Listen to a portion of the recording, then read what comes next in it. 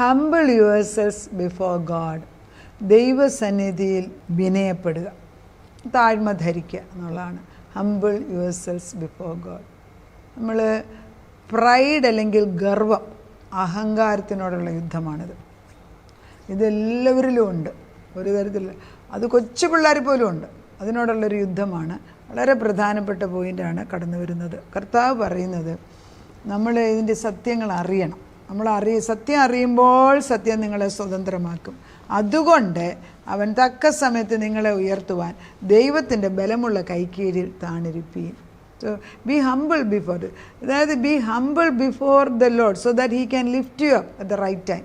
1 പത്രോസ് 5:6. അപ്പം നമ്മൾ തക്ക സമയത്ത് നമ്മളെ ഉയർത്തണമെങ്കിൽ നമ്മൾ അവൻ്റെ അടുക്കൽ വന്ന് വിനയപ്പെട്ടിരിക്കണം. എപ്പോഴാണ് എൻ്റെ പേർ ചൊല്ലി വിളിക്കുന്നതെന്ന് എനിക്കറിഞ്ഞുകൂടാ, പക്ഷേ he will call. There is A purpose. ചിലപ്പം പ്രാർത്ഥനയ്ക്ക് ഉത്തരം ഉടനെ കിട്ടാത്തതിന് ദർ ഇസ് എ റീസൺ. അതെന്താ പറയാൻ ദൈവത്തിന് നമ്മളോട് പറഞ്ഞ് ചിലപ്പോൾ മനസ്സിലാകത്തില്ല. അപ്പോൾ നമ്മൾ തന്നെ കൊച്ചു പിള്ളേർ ചില കാര്യങ്ങൾ ചോദിക്കും, മമ്മി അതെന്താ അങ്ങനെ സംഭവിക്കും. കുറച്ച് കഴിയുമ്പോൾ നമ്മൾ എക്സ്പ്ലെയിൻ ചെയ്തിട്ട് അവർക്ക് മനസ്സിലായത്. കുറച്ച് കഴിയുമ്പോൾ മമ്മി അങ്ങനെ പറഞ്ഞ് അതങ്ങ് കേട്ടാൽ മതി എന്ന് പറയും. കാരണം എന്താ, കൂടുതൽ അവർക്ക് മനസ്സിലാകും. അതുപോലെ തന്നെയാണ് യേശു ക്രിസ്തു. ഇതിൽ കൂടുതൽ പറഞ്ഞിട്ട് കർത്താവ് പറയുന്നു, നിക്കോദിമോസിനോട് കർത്താവ് പറയുന്നു, ഭൂമിയിലുള്ളത് പറഞ്ഞിട്ട് നിങ്ങൾക്ക് മനസ്സിലാകുന്നില്ല. ഒരു വേദപണ്ഡിതനാണ്, പിന്നെയാണ് സ്വർഗത്തിലെ കാര്യം പറഞ്ഞാൽ മനസ്സിലാകുന്നത്. അപ്പോൾ ഇതൊന്നും ആർക്കും മനസ്സിലാകുന്നതല്ല. പിന്നെ പരിശുദ്ധാത്മാവ് വെളിച്ചം തരുന്നത് നമ്മൾ പകർന്നു കൊടുക്കുക. കാരണം പകർന്നു കൊടുക്കേണ്ടത് നമ്മുടെ ആവശ്യമാണ്. ദൈവം ആഗ്രഹിക്കുന്നു. ദൈവം ഒരാളോട് മോളെ അത് ചെയ്തേച്ചു വാ, നീ അത് ചെയ്തിട്ട് ഇങ്ങോട്ട് വരാൻ നമ്മൾ അനുസരിക്കുമോ? അനുസരണം ഉണ്ടോ? അപ്പം വാർ ഓൺ പ്രൈഡ് എന്ന് പറയുമ്പം അഹങ്കാരത്തിനോട് യുദ്ധം ചെയ്യുക. The root of hypocrisy is pride. Hypocrisy means കാപട്യമുള്ള ജീവിതമാണ് മനുഷ്യരുടെ. പ്രത്യേകിച്ച് ഞാനത് നോട്ട് ചെയ്യുന്നത് നമ്മുടെ ഈ കേരളത്തിൻ്റെ തെക്കേ സൈഡിൽ വരുമ്പോഴാണ്. വടക്കൻ സൈഡിലുള്ള ആളുകളെക്കാട്ടിൽ വ്യത്യാസമുണ്ട്. നോട്ട് ചെയ്യുമ്പോൾ അറിയാം. വടക്കേ തൃശ്ശൂർ, കോതമംഗലം ആ സൈഡിലൊക്കെ എങ്ങോട്ട് പോകുന്നു, വടക്കൻ സൈഡ്. ആ സൈഡിലോട്ട് പോകുന്ന ആളുകൾ ഇച്ചിരി കൂടെ പാവങ്ങളാണ്. അവർ യെസ് എന്ന് പറഞ്ഞാൽ യെസ്സാണ്. പക്ഷേ ഈ തെക്കോട്ട് വന്നു പോയോ, നമ്മൾ യെസ് പറയുമ്പോൾ ഉള്ളിൽ വേറെ ചിന്തയാണ്. അതെന്താ, ഈ പ്രകൃതിയുടെ ആണോ ആളുകളുടെ ആണോ എനിക്കറിഞ്ഞൂടെ, സംഭവിക്കുന്നുണ്ട്. നമ്മൾ പുറത്താകുമ്പോൾ നമ്മുടെ ചിന്ത വ്യത്യാസമാണ്. ഇവിടെ വരുമ്പം 2 അർത്ഥത്തിലാണ് എല്ലാവരും സംസാരിക്കുന്നത്. അത് വളരെ ശ്രദ്ധയോടുകൂടി ചെയ്യണം.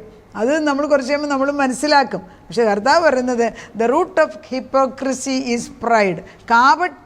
കാപട്യമാണ് അഹങ്കാരത്തിൻ്റെ. ഈ കാപട്യം എന്ന് പറഞ്ഞാൽ എന്തുവാ, ഞാൻ മറ്റുള്ളവരെ കാട്ടി വലുതാണ്, എനിക്ക് ഏതാണ്ട് വലിയ പിന്നെ മഹത്വമുണ്ട്, ഞാൻ മറ്റവരെക്കാട്ടിലും വിശുദ്ധനാണ് എന്നൊക്കെയുള്ള ചിന്ത കയറി വരുമ്പോൾ അവിടെ ഒരു കാപട്യം കയറി വരും.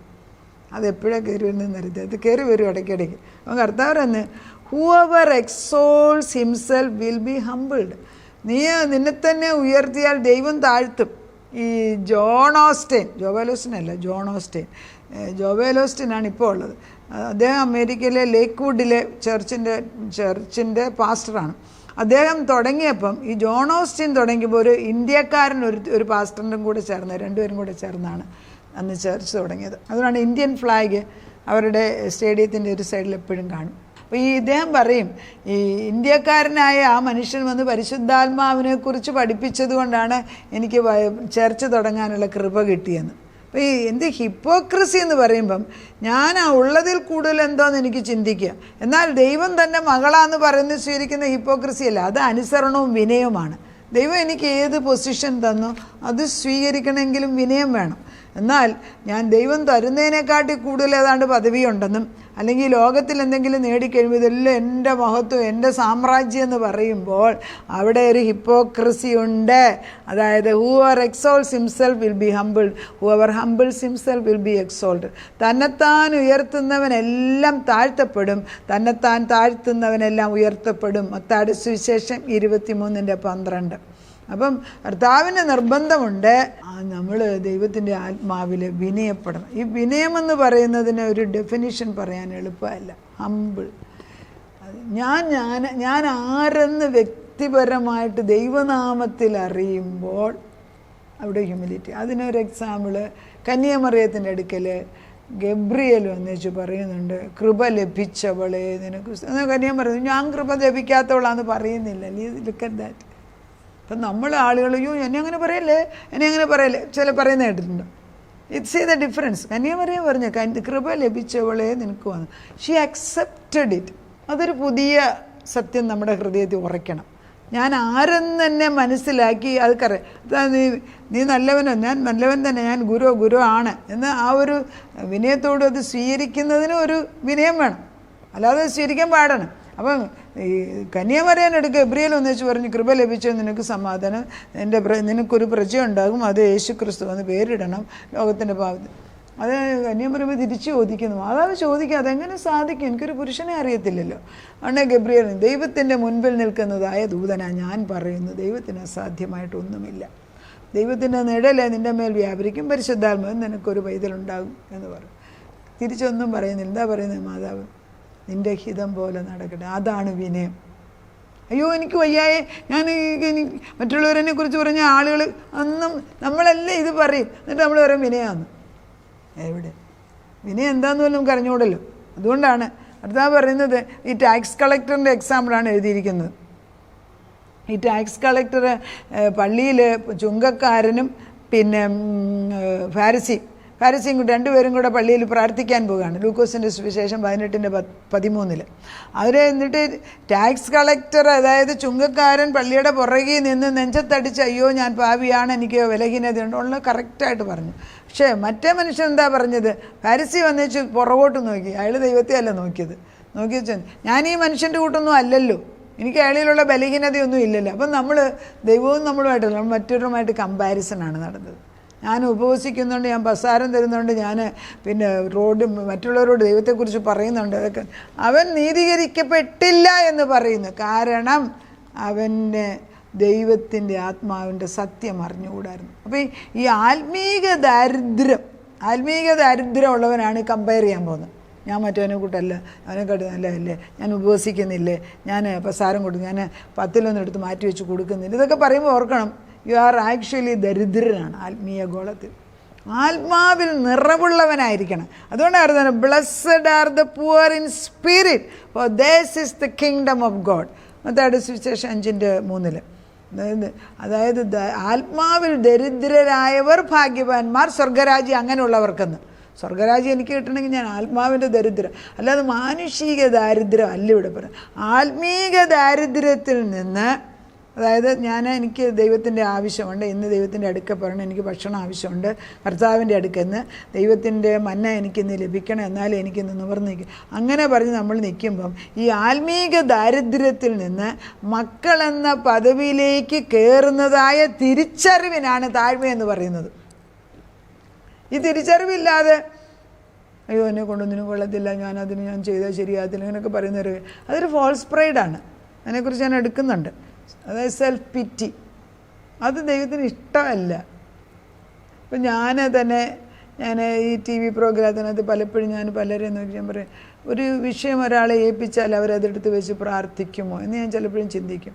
It's very difficult to find somebody നമ്മൾ ട്രസ്റ്റ് ചെയ്ത്.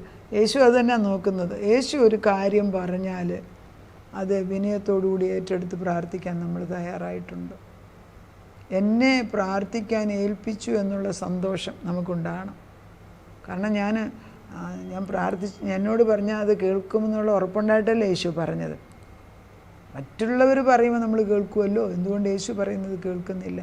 ഹ്യൂമിലിറ്റിക്ക് ഒത്തിരി സെൻറ്റർ എപ്പോഴും യേശുവായിരിക്കണം, അല്ലാതെ മനുഷ്യൻ പറയുന്നതല്ല.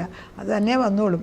പക്ഷെ സെൻറ്റർ യേശു എന്നോട് എന്ത് പറയുന്നു അവിടെ ഉറച്ചു നിൽക്കണം. അഹങ്കാരം വരുമ്പോൾ ലജ്ജ വരുന്നു, താഴ്മയുള്ളിടത്തോ പക്കലോ ജ്ഞാനമുണ്ട്. അഹങ്കാരം കൊണ്ട് വിഷാദം മാത്രം ഉണ്ടാകുന്നു.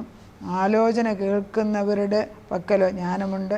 നാശത്തിന് മുമ്പേ ഗർവം, വീഴ്ചയ്ക്ക് മുമ്പേ ഉന്നതഭാവം. ഇതെല്ലാം സദൃശ്യവാക്യത്തിനകത്താണ് എഴുതിയിരിക്കുന്നത്. നമുക്ക് പ്രാർത്ഥിക്കാം. നിഗളം, അഹങ്കാരം, ഗർവ്, ഇതിനൊക്കെ നിർവചനങ്ങളല്ല പിച്ച. എപ്പോൾ ഞങ്ങളുടെ സെൻറ്റർ നിന്നിൽ നിന്ന് ഞങ്ങൾ മാറിയിട്ട് നീ തന്ന പദവി സ്വീകരിക്കാതിരിക്കുന്നതും ഒരഹങ്കാരമാണ്. എന്നിട്ട് നമ്മൾ തന്നെ ഏതാണ്ടൊക്കെ ഉണ്ടാക്കി വെക്കുക. ദൈവം എല്ലാം ഉണ്ടാക്കി തൻ്റെ മക്കളെന്നുള്ള പദവി തരുമ്പോഴാണ് ഈ ആത്മീക ദാരിദ്ര്യം മാറുന്നത്. അത് എങ്ങനെ പ്രാപിച്ചെടുക്കണമെന്ന് ചോദിച്ചാൽ നിൻ്റെ കൂടെ അടുത്ത് വന്നിരിക്കാതെ സംഭവിക്കത്തില്ല. ദൈവത്തിൻ്റെ തിരുവചനമാകുന്ന മന്ന ദിനം പ്രതി ഭക്ഷിക്കാതെ അതുണ്ടാകത്തില്ല. പിന്നെ ദൈവം തൻ്റെ കരുണയിലും കൃപയിലും ഇത്രയും നാളൊക്കെ നടത്തുന്നു. ആ കരുണ മക്കളുടെ മേലും അയക്കണമേ. പ്രാർത്ഥിക്കുന്ന അനേക മക്കളുടെ മേൽ അയച്ചു കൊടുക്കണമേ. താഴ്മയോടെ വിനയത്തോടെ നിന്നിൽ നിന്ന് ഉത്തരം ലഭിക്കുവോളം ഇവിടെ തന്നെ ഇരിക്കുക എന്ന് പറയാനുള്ള കൃപ. കാലങ്ങൾ പോകുന്ന ചിലതിനൊക്കെ, എങ്കിലും തക്ക സമയത്ത് ഉത്തരം തരും. അവിടെ ശുദ്ധീകരണം ചെയ്തുകൊണ്ടേയിരിക്കും. തക്ക സമയത്ത് അവിടുന്ന് പ്രതിഫലം കൊണ്ടുവരും. ഒരു വിത്തിട്ടാൽ അതിനൊരു വിളവെടുപ്പുണ്ട്. കണ്ണുനീരോടുകൂടെ വിതയ്ക്കുന്നവൻ ആർപ്പോടെ കൊയ്യും. അതൊക്കെ സ്വീകരിക്കേണ്ടത്. അതാണ് വിനയം. നീ അത് എടുക്കാൻ പറയുമ്പം പോയി എടുക്കണം. അതിന് വരെ എനിക്ക് കഴിവില്ലെന്ന് പറഞ്ഞുകൊണ്ടിരുന്നത് എങ്ങനെയാണ്? പക്ഷേ നീ ഞങ്ങളെ ബലപ്പെടുത്തി വെക്കത്തുള്ളൂ.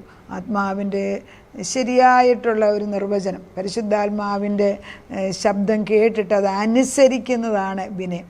അത് കന്യാമറിയമ്മൻ കാണിച്ചു തന്നല്ലോ. എന്നാൽ സക്രിയായിക്ക് അത് പറ്റിയില്ല.